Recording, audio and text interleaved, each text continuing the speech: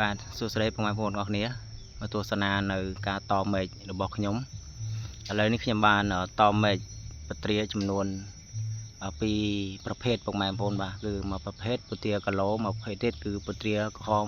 ឥណ្ឌាបងប្អូនបាទក្រហមឥណ្ឌាឥឡូវនេះខ្ញុំតបានជាប់ហើយបងប្អូនលើកដោះបានល្អបាទការលូតលាស់វាដូចជាលឿនcònបើដែរបាទនេះគឺជាមេឃដែលខ្ញុំតវានេះខ្ញុំតនេះខ្ញុំតដែរហើយដើមធំនេះខ្ញុំកាត់ចោលអូពទានេះខ្ញុំមិនដែលកាត់វាទេនេះអត់ដែលកាត់សោះ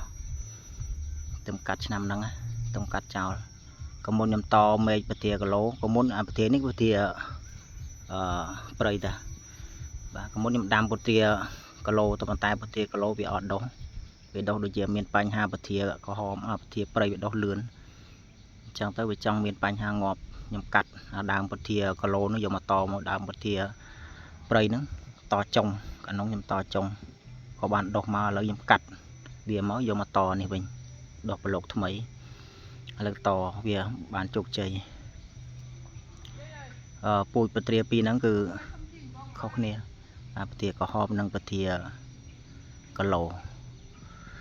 ដុះបានកម្ពស់ចូល1ម៉ែត្រដែរបងប្អូនចូល1ម៉ែត្រហើយពីមុខចូល1ម៉ែត្រជាង1ម៉ែត្រ1ម៉ែត្រលូតលាស់លឿនឆ្លុះល្អទើបដាក់ជីដែរសាមញ្ញថ្ងៃនេះបានភ្លៀង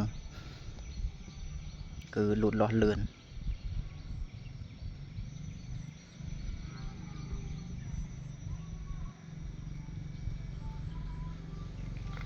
ខ្ញុំនៅទិញពូជ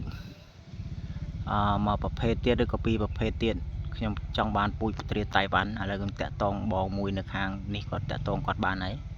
ទីទៀតខ្ញុំទិញមេឃរបស់គាត់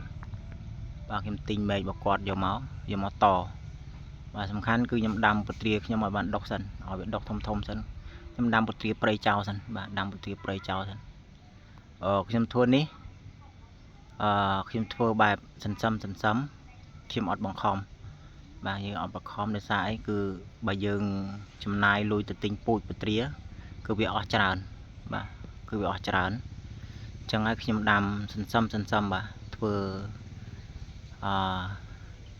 มันលឿនបាទដូចថាតពេញពងអញ្ចឹងបងប្អូនបាទយើងទិញមិនបង្ខំបើយើងទិញមកពូជយើងទិញតា4-10 ដើម4-10 ដើម4-5 ដើម 2-3 ដើមអញ្ចឹងទៅបាទដោយពត្រាក្រហមឥណ្ឌាអញ្ចឹងខ្ញុំទិញមកតែ3ដើមទេ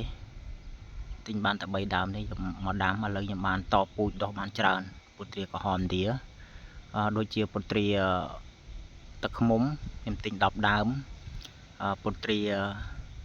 3រសជាតិខ្ញុំទិញ10ដើម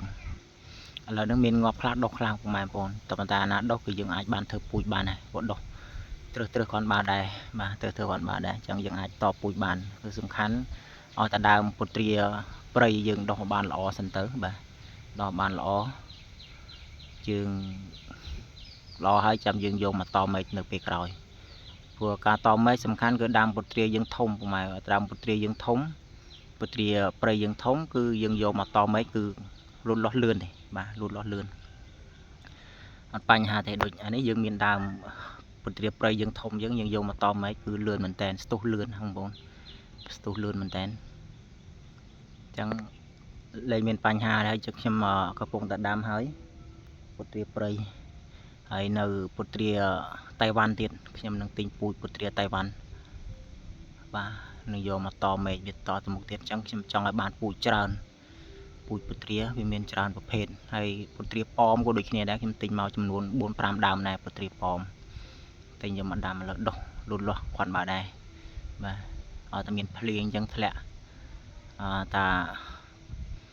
ពី3ថ្ងៃភ្លៀងម្ដងពី3ថ្ងៃភ្លៀងម្ដងគឺពត្រាល្អការលូតលាស់លឿនអរគុណបងប្អូនដែលចង់ចេះបើចង់ដឹងតើតើនឹងការដាំពត្រាអាចជួយចុច Subscribe Channel របស់យើងខ្ញុំដើម្បីទទួលបាននៅវីដេអូថ្មីៗតើតើនឹងការដាំពត្រាបាទច្រើនប្រភេទបាទពត្រាក្រហមឥណ្ឌាពត្រា3រសជាតិនិងពត្រាទឹកឃ្មុំហើយនិងពត្រាប៉មបាទអនាគតខ្ញុំនឹងយកពូជដើមពត្រាតៃវ៉ាន់យកមកទៀតបងប្អូនបាទហើយដែលយើងដាំបានជោគជ័យបាទដូច ខ្ញុំមិនហ៊ានថានេះទេខ្ញុំអាចនឹង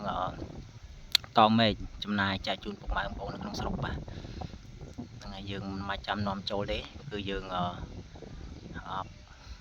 តមេឃដល់ខ្លួនឯងបាទតមេឃខ្លួនឯងចំណាយនៅក្នុងប្រទេសបាទអញ្ចឹងគឺអានេះគឺការគិតរបស់ខ្ញុំបាទអនាគតទៅមុខបាទ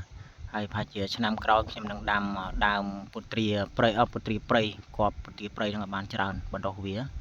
ហើយខ្ញុំក៏ចំណាយចែកជូនពុកម៉ែបងប្អូនដូចគ្នាដែរបាទបើត្រូវការដើមពុទ្រាព្រៃយកទៅដាំយកទៅតមេឃតអីគឺអាចតាក់ទងខ្ញុំបានបាទនៅថ្ងៃអនាគតទៅមុខបាទអរគុណសម្រាប់ការចូលទស្សនា